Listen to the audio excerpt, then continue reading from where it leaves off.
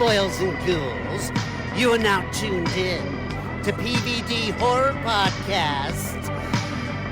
Pleasant screams.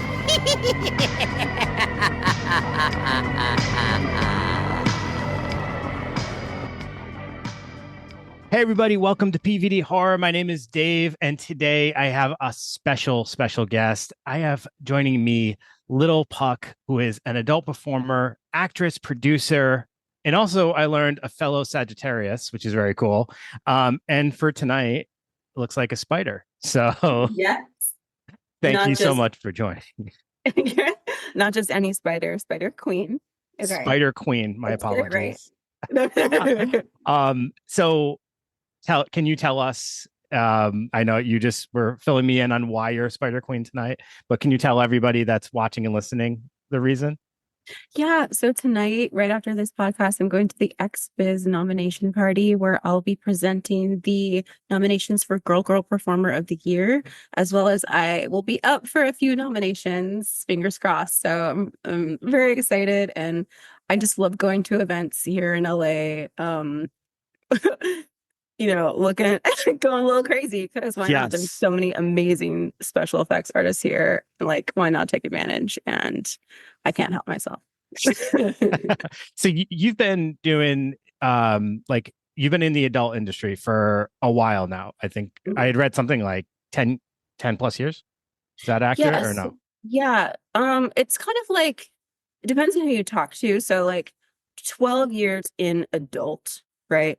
But only 2 years in like the mainstream side of things. So like I was doing my own like indie clip content creation stuff for a decade before I even joined the mainstream. So I feel like in some ways I'm an old veteran, but also I feel like a baby because I'm like new to like studio porn. Sure. Over the last few years though, you've kind of blown up, I would say, right? Like you've definitely been out there more.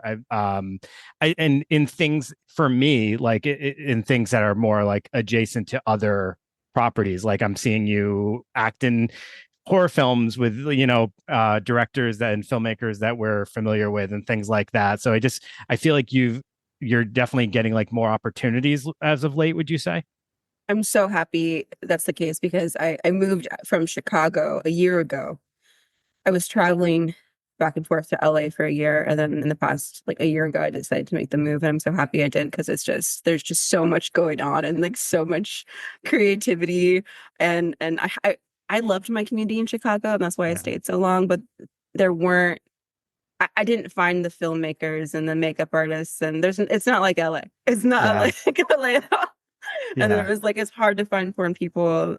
And now it's just like every day I could be going to something and I have to like stop myself from going everywhere. So like nightlife and just having things to do is just endless. Yeah. I mean, when I say that, I mean, it's always work opportunities. Like I haven't figured out how to manage my time for myself yet, but in 2026. Yeah. 2026. I've told everyone I'm going to have a life. I'm very excited. You have no life? I have no life. I just work. It's crazy. If you think about like probably the preconceived notions people have about, individuals that are in that industry, I think we think that like they're out partying all the time. It's this like lifestyle where you're just like, excess and just having a good time. And it sounds like it's quite the opposite for you. For me, and for a lot of people I know, I mean, there are a lot of parties, but those are work parties. Those are networking opportunities. Like I'm not really going to get laid. I'm looking to meet another like studio exec or a director, or to another model or, something like that. Yeah. There's always something going on here, but a lot of it is work. I'm partying with my coworkers. So there is a expectation of decorum, at least for myself. I mean, just the fact that you would want to go party with your coworkers says something about your job. I do everything to stay away from my coworkers and separate that life. So that is true. I am like a lot of these people. So like, Having good, Yeah. good rapport is important. I feel Super, like. super important, I would imagine. Yes. I'm sure there's like so many stereotypes and things that you could probably debunk for us, but I actually kind of want to go a different route because I'm sure you get asked a lot of questions about like your history in the industry and all that stuff all the time. I want to know what's your relationship with horror? Because like, all right, for people who aren't familiar, like, was it last year you did the Pinhead cosplay and just like knocked it out of the ballpark? And I remember seeing that and I was like, holy crap, that is so amazing. And like, and then as I mentioned, you've been in a few films, which I want to talk about in a little bit. But yeah, like, what's your relationship to horror? Is it something that you've always enjoyed? Is it just something that kind of came along to you? Like, how did that start? So I grew up in a super like fundamentalist Christian environment. I wasn't allowed to watch secular media at all or listen to music that wasn't like Christian music. So I listened to like a lot of gospel and like Christian indie rock and was very sheltered for a long time. I couldn't watch a lot of like TV shows or movies that people would watch. I remember when I was like a senior in high school, I in my English class, I like I asked all my friends, I was like, hey, can you guys write down like musicians so that I can like who's popular? Like, I don't know. And someone said Red Hot Chili Peppers. I was like, who's that? Like, Yeah. it's just like all kinds of things. And I'd get, information from my friends. But I wasn't introduced to like the world of media Mm, until in my early 20s. And then I was just like gobbling up genres like all at once, really. I had like a big punk phase, a yeah. hardcore phase, like all these things. And eventually I discovered horror, and I did not like horror at first because I guess my introduction to it actually would be the Christian books that I read, because I was allowed to watch like or I was allowed to listen to like or read supernatural fiction about like the the end of all things, right? um, Anything apocalypse related. anything apocalypse related and like, the rapture and things Yeah. like that. So I was familiar with the horrors of hell and, um, so when I started watching horror films, I didn't like it at first, but I took that as like especially supernatural horror, because that Mm. really scared me, because that unleashed a lot of fears that I actually had. And so I started watching horror films just because I was like, more out of spite, because I was like, I'm not gonna let this fucking scare me. I'm not Yeah. gonna. I'm gonna like it. I'm gonna learn how to like it, and now I love it. But it You took know, me. that whole story just put a totally different spin on the Pinhead cosplay. Because Yeah. like Hellraiser and that film is like, so I don't know. I feel like it has some thing to do with like also religion and the way Oh people. yeah, So like, yeah, absolutely. Also, Pinhead in the original in the book was a woman. I know. I always tell So people that. I thank always tell you. people that. Yeah, that's true.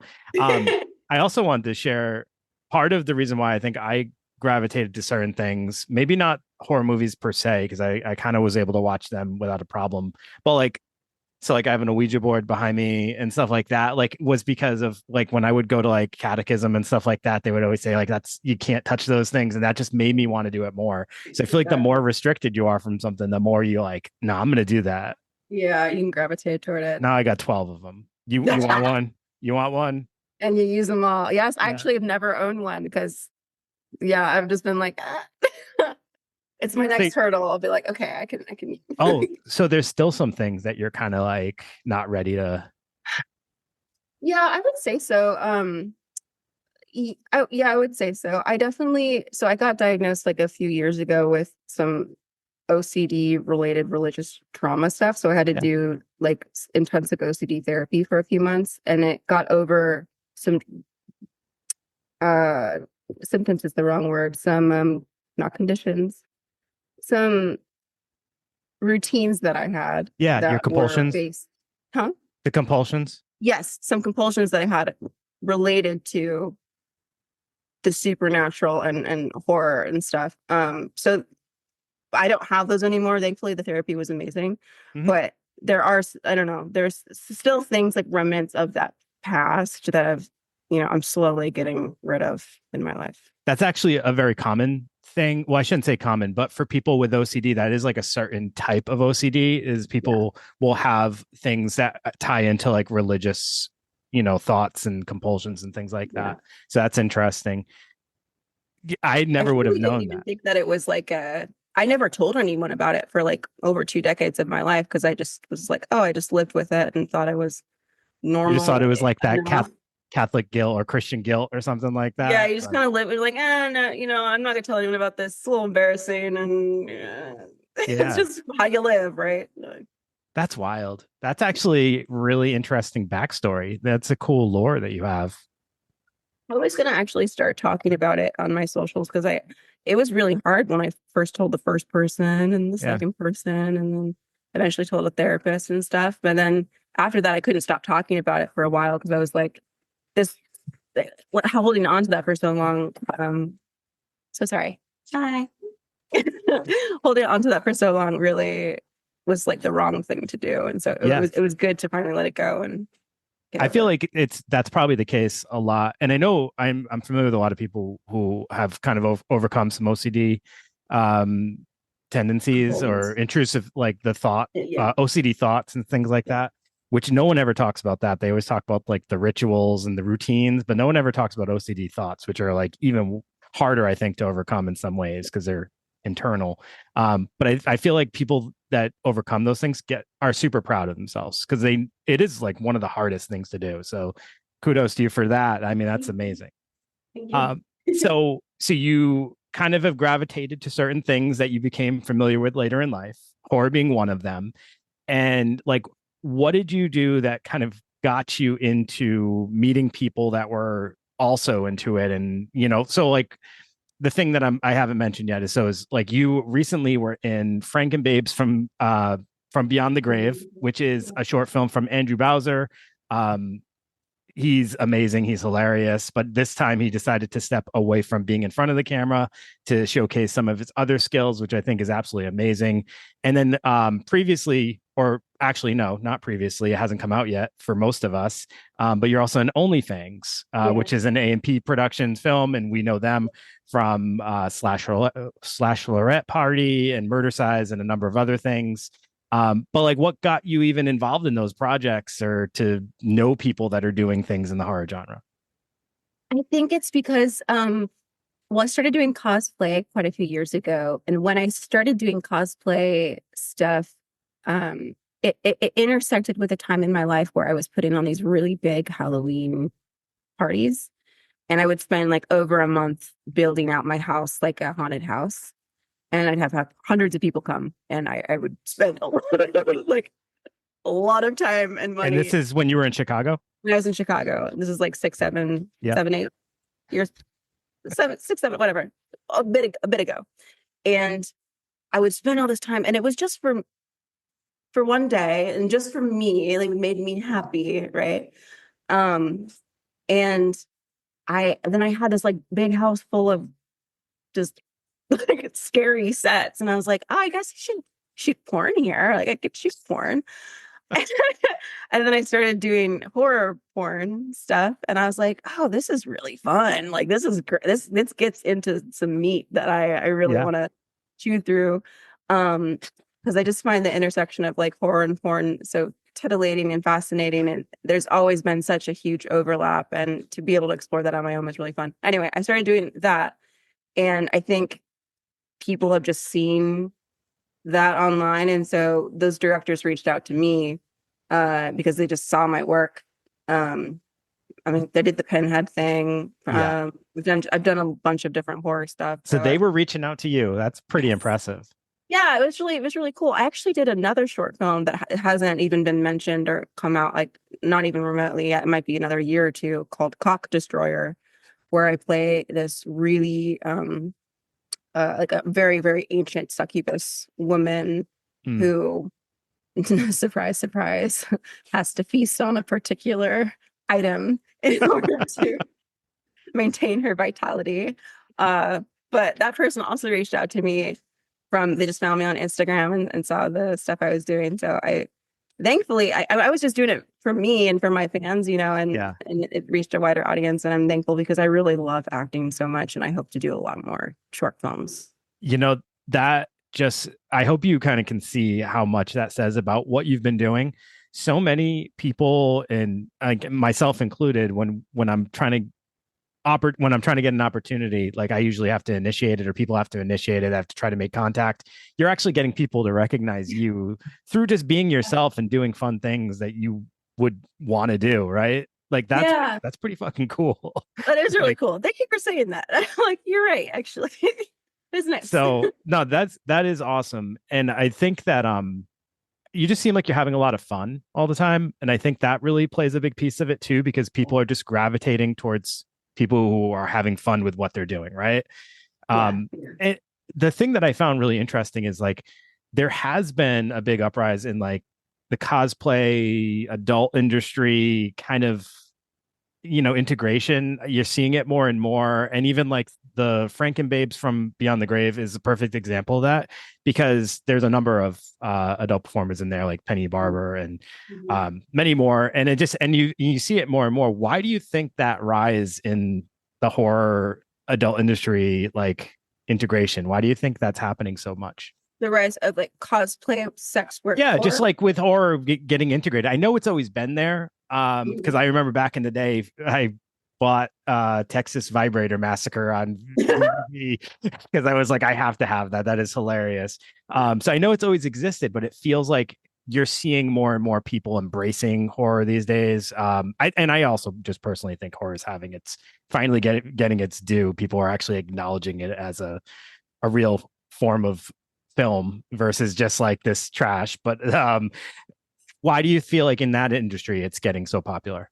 I did actually see, I saw a graph not that long ago that was showing like how many horror films have been made recently over the past few years, and it's coming to like I'm not really, I guess, a golden age, but maybe you could say that. Like there's something, and people are also saying too that this is the golden age of porn, in the sense that like content creation and like indie work has never been more prolific, because the studios have gone down, and it's the rise of the amateur creator, right? And we're able to kind of do our own projects and the things that we love doing. And I mean, I don't have the exact answers for it, I guess, but I just find that horror and sex work have just always been so, like, horror and porn, it's we're talking about the body. We're talking about like the weirdness and the impulses of the body, and desire and corruption and transformation, and that's all very apparent in porn. Horror is just like another face of that. It's kind of like you get to, in a lot of porn, it's about like corruption. It's about like when you change your mind when you're seduced, right? And I feel like with horror there's like a lot of that too. Like I'm having trouble finding the words for it, but I totally get what you're saying though. That makes a lot of sense. And then I had always said about horror, it's, for me, it can be used in so many different ways because it provides visuals to concepts that you don't usually have that opportunity. Like you can't do the same stuff with like dramas that you can do with horror. Like horror can represent literally anything. And I just appreciate the fact that people are bringing it to different platforms and different fields and utilizing it. You know, utilizing it in the adult industry, I think, is amazing. I utilize it with mental health a lot. When I work with people, I use horror as like a visual guide for them to overcome like battling depression or trauma and stuff like that. And it's just amazing seeing people connect to it so much. So I think that actually has a lot to do with it. It's not just that like it's getting done more, but like people are responding to it a lot now. I think people are kind of like not embarrassed. Like I remember when I was young, I didn't tell any of my friends that I liked horror so much because none of them liked it. So I was like, they're going to think I'm weird. Now I don't give a shit if people think I'm weird. That's fine. But nobody thinks I'm weird. So I missed that opportunity to be weird, I guess. So yeah, I mean, there's a lot of stigmas and things that are tackled in horror, like and I feel like people who are interested in that and who enjoy that, it can be really cathartic to to just see the things that you might be dealing with, and they can have a million different names for what it is, but you're forced to confront something and talk about it and like figure, or at least, Yeah. feast on it with your eyes. Yeah. So this project that you did, Frankenbabes, from Beyond the Grave, which again, for people who want to check this out, it's really fun, and it's on the Dead Meats YouTube station, so you can check that out because they actually produced it, I believe. Yeah, they were one of the producers. And you produced as well, correct? Yes, You have a producing credit. I also do. Yeah. That's awesome. That looked like such a blast too. I can only imagine the process of making it, and your makeup for that is like you are really done up for this. Oh yeah. You are full body blue, I believe. Yes. And just like, yeah. So tell me about, filming that and kind of like what some of the, the highlights of that whole process.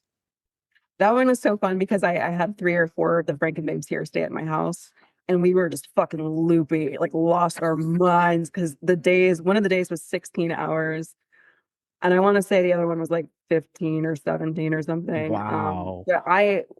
4 of us or 3 of us only had to be in makeup one day. And then the other ones did it fully in the other day.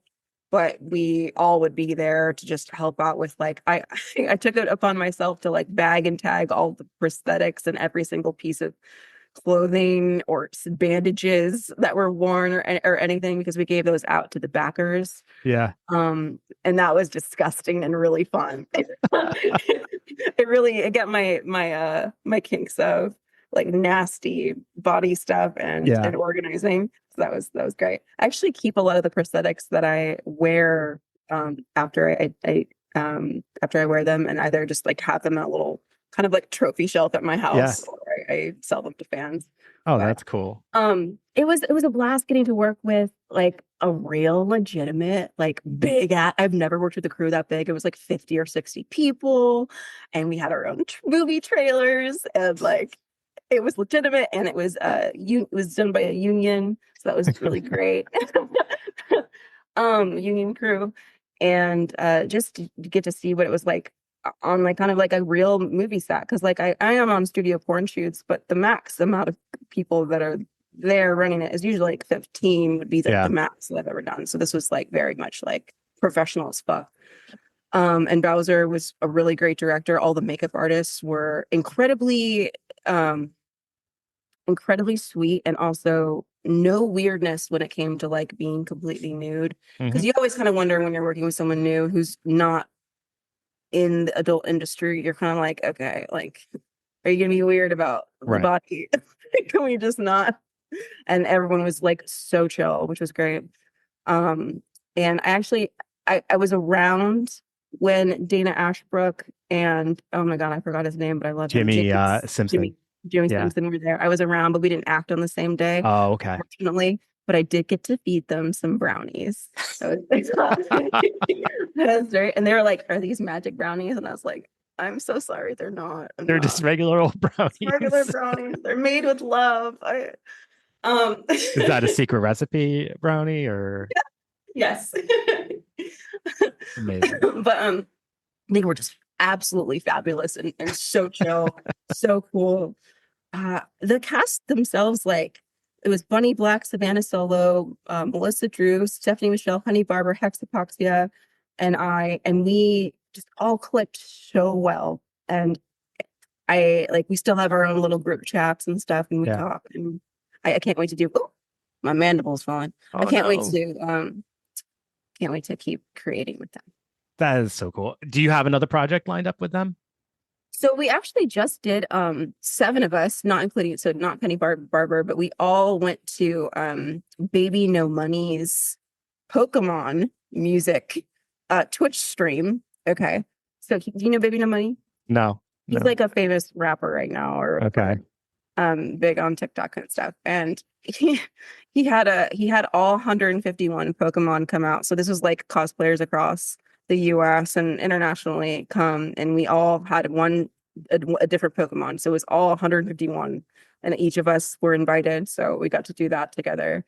I have something in the works with Stephanie Michelle. We're going to do a Star Trek parody. All I've right. always wanted to be Jadzia Dax, and she'll be Kira Nerys. I have stuff lined up with Bunny Black. Just, there's always something in the books. Yeah. You're working all the time, so I'm you working always got all the something. Yeah.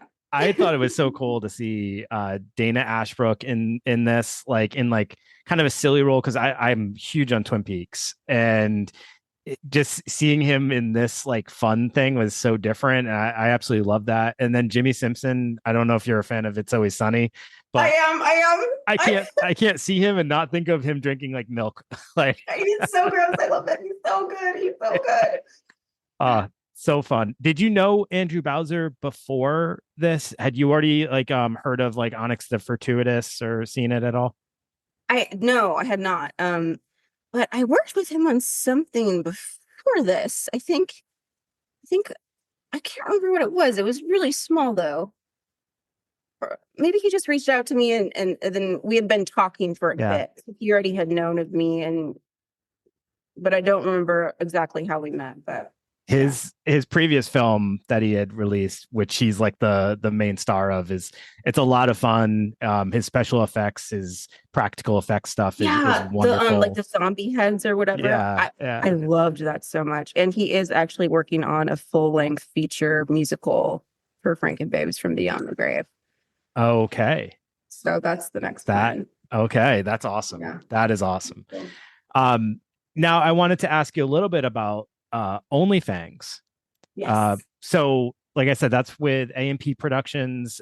They've done a number of things. It's got our guy Drew Marvick on there, who's been on the podcast before. He's hilarious. We love him. This film though, and this is the thing with indie films, I think that sometimes people lose sight of it. It takes a long time for a film to get made, and then all the post production stuff. So like I feel like we've known about OnlyFans for a very long time now. But yeah, so do you want to talk a little bit about that and kind of that experience, and any idea when that's coming out? Well, you guys did the premiere recently. Yes, we did the premiere. I wasn't able to attend because it was in Modesto, but he sent out the link to all the crew, and so I got to watch it. It was so much fucking fun. Like, he is such a like a genuine, like, he has such a genuine love for horror, and it really came out in this movie. He put so much work into it, him and Angie. Everyone did. They shot, I don't know how many days. I only shot for one. I shot for one day. I have one small scene. It was fun as fuck and ridiculous. Like, I remember when I walked in, like an hour later we were shooting. I did my first take and I was like, do you want me to do less? And he's like, no, you could do even more. And I was like, oh, okay. Like, I was giving it like full theater. Yeah. I was like, all right, I'm gonna go. I'm gonna do it. So my little cameo is actually it's quite ridiculous, and there is some nudity.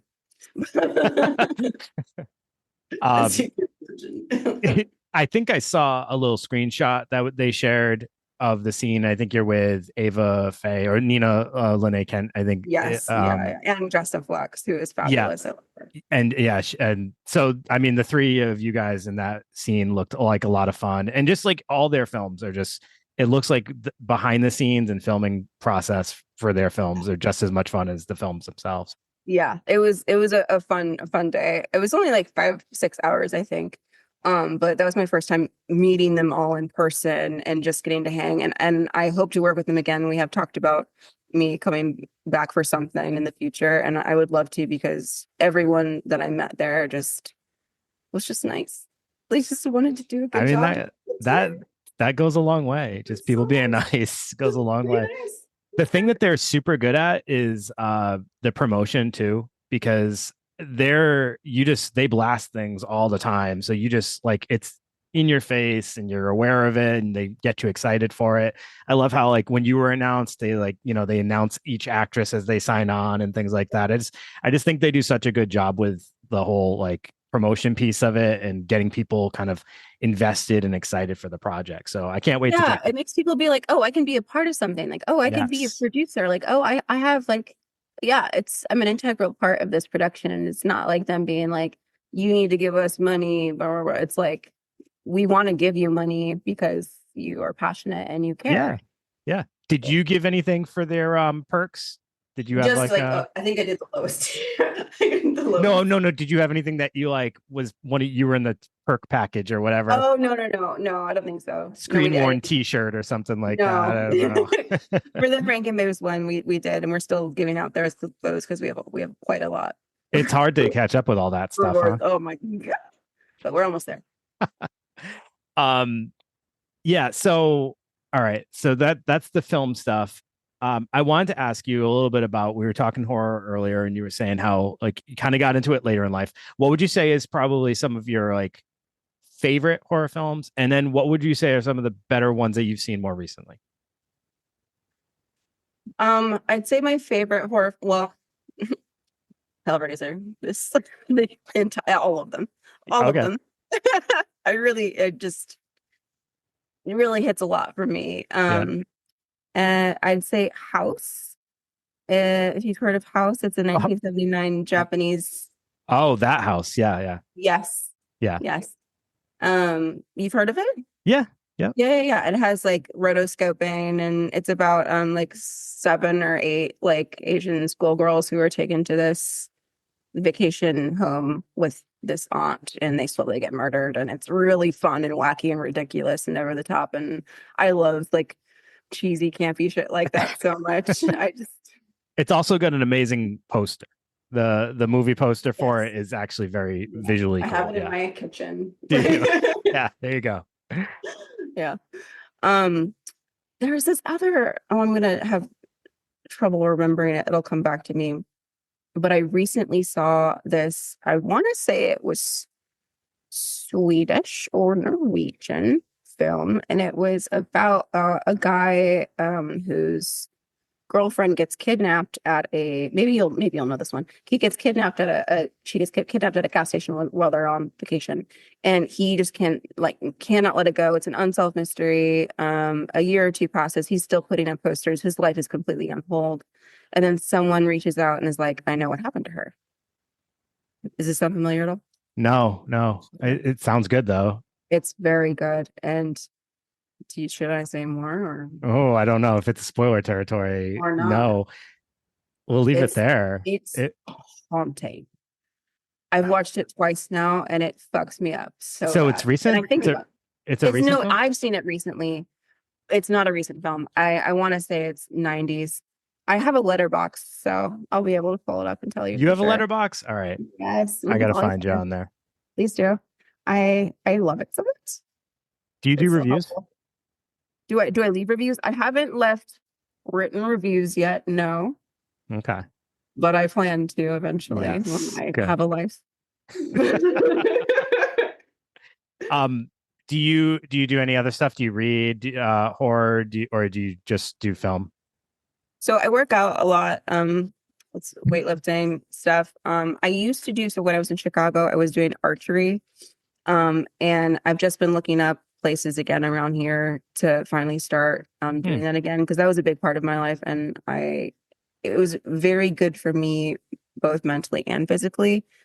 And I want to get back into that so much. Archery. Also, it's fun being around like normies and people who aren't in the adult industry and who don't know anything about me or what I do or anything. And like, I was like, this is so risque. Like it's your little escape. Yes. I think everybody needs that. You need to have ability to like be able to show different sides of yourself and not just have like one side of yourself being shown all the time. I don't want to meet people who know who I am already from the internet, because then you're thinking something that might not be true. You know? Yeah. I am not everything that I post online. I am bits and pieces of it, and you do see the real me on there, but it's also a performance.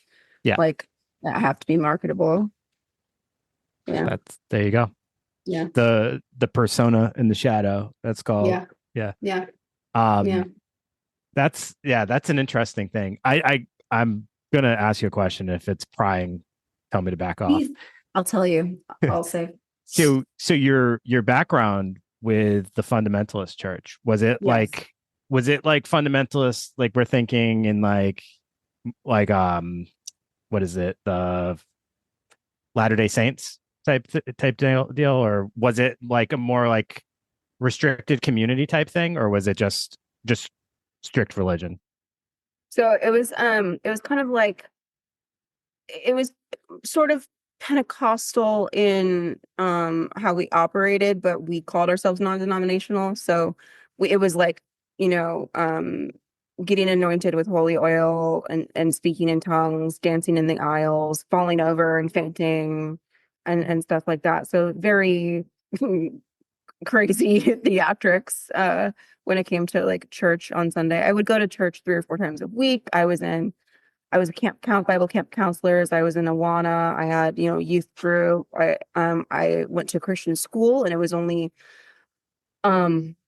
we didn't have teachers. It was the moms just going around answering questions. We worked in these little cubicles. I went to that school for like 6, 7 years, and it was K-12, only 40 kids. Jeez. So we were pretty cut off. Yeah. The world. FLDS was what I was trying to think of. That's that Yes, Warren Jeffs thing. But like, and I know there's like, that's its own thing, but there's like offshoots of it and smaller denominations of it, I guess. Yeah. But still super small community, and feeling sheltered, like when you're in there. Sheltered, wasn't allowed to like hang out with people who weren't Christian. Eventually I did go to public school, and that was a very big culture shock. And what saved me was the queers and the theater kids. And they took me in and took care of me. You gravitated to things that were different right away, would you say? Yeah, I was I guess I was like a social butterfly. I did a little bit of everything. But those were the people who accepted me. And I also was queer, turns out. And I just always loved to perform. And so that was like a pretty easy avenue. Yeah. Interesting background. I'm sorry to circle back to it. I just had to ask a few more questions. That stuff fascinates me. I'm still like on Letterboxd. I'm like, I'm going to tell you this fucking movie. It's so good. I need everyone to know. My fuck first. So, while I'm searching this up too, tell us what upcoming projects you want people to check out. Also, tell people where they can find you on social media and all that good stuff. Okay. Yeah. So I'm on Twitter, you little fuck. I am shadow banned, so you have to search harder than you normally would. If you just Google my name, Little Puck Porn, you'll probably find shit. Instagram, Little Puck's Playhouse. TikTok, Little Puck Please, PLS. I also have my own website, littlepuckpls.com. You can find me there on /contact, and you'll see all my links and things like that. Upcoming projects, I've got so much shit coming up. But I'm most excited about, I'm doing Demona from Gargoyles in January, and I'm gonna do a Xenomorph cosplay, hopefully for the award show. And it's gonna be very intensive. I even bought those Digileg monster feet that make you like a foot taller. Can I show you? Yeah, absolutely. Okay, 1 second. I'm gonna give it to you. Spot. Oh my God. So these go on your feet, and they're for creature. Arts, right? So I might be wearing a ball gown as a xenomorph to hide this contraption, but it makes me like a bit taller, and I'll be kind of like crouched over. I need to practice walking in them, but so that'll be really exciting. I'll be going to the X3 convention as Demona and possibly as the Xenomorph as well. I'll be going to the Avian Expo convention, and I'll be doing some fun cosplays and stuff there. Are you nervous about wearing those and walking around in front of people and stuff like that? Nervous? Not really. I'll get some good practice in. I feel like as soon as I am in an outfit and have my makeup done and whatever, I really love moving as a creature and doing like body work and stuff. So it feels very natural to me, I guess. But I am going to practice so I don't fuck it up. And I already cleared it with the event places to be like, can I please wear these? Is that okay? Like, are we gonna be fine? So, fingers crossed it goes well. Well, I can't wait to see that. I'm wondering how long that makeup's going to take you for the xenomorph. So yes, the guy who I work with a lot, Rudy Campos, my pet monster girl, he's based in Dallas, Texas. Oh, sorry, Houston. I fly him out for events and things for a few days at a time. Sometimes I go to him. But we work together on quite a few things. The longest one for just body paint was 8 hours, and that was for Greta Gremlin from Gremlins 2. And that was head to toe. Yeah. Whoa, it was a lot. It was a lot. But that's crazy. Still one of my favorite cosplays ever. It was so cool. That is amazing. Yeah. All right, so back to this film. We have a few options here. There was Swedish film Marianne. No. The Vanishing. Yes. Okay. You found it. 1988 Dutch-French film. Okay. With a Swedish remake. So. Oh, okay. I don't know. Maybe you saw the Swedish remake. I'm looking at 1988 George Sluicer Sporlus, The Vanishing. And there's possibly that one or the Swedish remake of it. So if people are interested, check out The Vanishing and then check out the remake of The Vanishing. One of those was a big Lopuk is a big fan of one of those. God, it'll haunt you. It's so upsetting. I'm stressed now thinking about it. Like, God. So what's your thoughts on The Exorcist? The Exorcist. Okay, so I actually watched that because I'm behind, remember? So I'm still catching up on all of the classics, right? So I actually just watched Rosemary's Baby for the first time like a month or two ago. That's a new favorite of mine. I was like, I didn't think I was gonna love it as much as I agree with you on that. When I watched it, I was like, oh, I gotta watch this. It's a classic. Yeah. And then I was like, holy shit, no, that is a great movie. Yeah. It hooked me like pretty fast. I was like, oh, I see. Yeah. The Exorcist, I did not like it as much as I wanted to. Okay. Guess, unfortunately.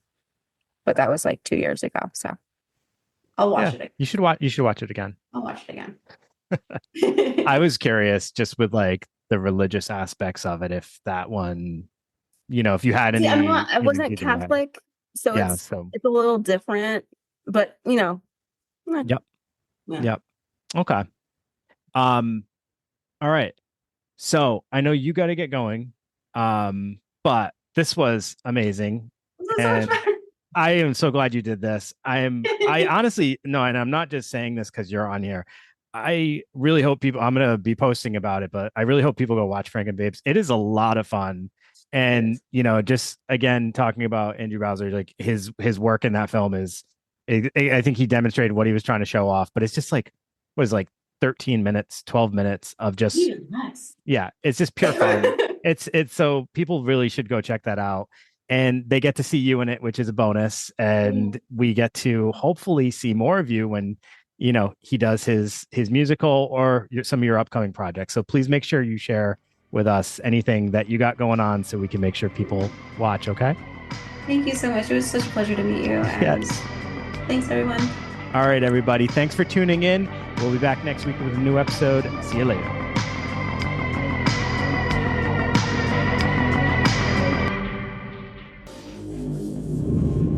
Game over.